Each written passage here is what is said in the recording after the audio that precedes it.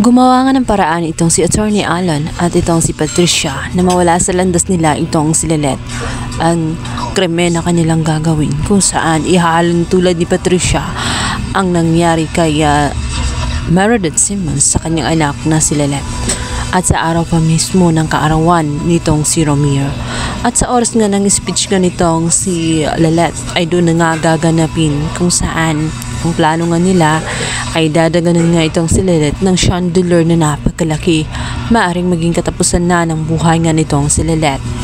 Para kay Patricia, ito na lamang ang tanging paraan sapagkat nakita nga niya na pinapadaburan ng husto ni Ramir ang kanyang anak sa labas na ito nga si Lilette.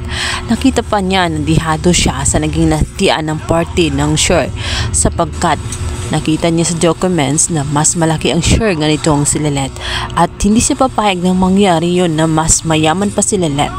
Hindi umano deserve ni Lilette dahil buong buhay niya pinaghirapan niya ang lahat ng bagay na meron sila ni Ramir at ang gusto niya ay sa kanya lamang ito napupunta o di kaya kay Trixie. At dito ngay magkasabuat ang dalawa, maging itong si Alon dahil nga sa malaking pagkakautang niya ay halos nabugbog na nga siya at nagkalasog-lasog na ang kanyang mga buto.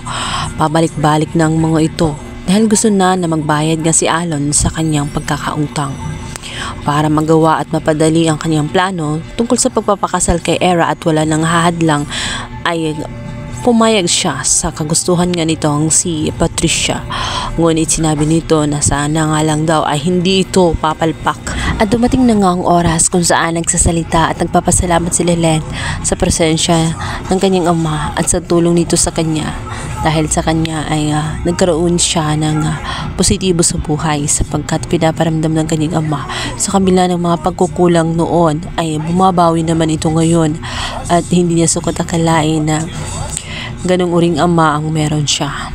Kaya't laking pasasalamat niya sa lahat ng mga nandoon. Samantala mapalingon nga itong si Lilette at makikita nga niya na tela mahulog na nga ang napakalaking chandelier.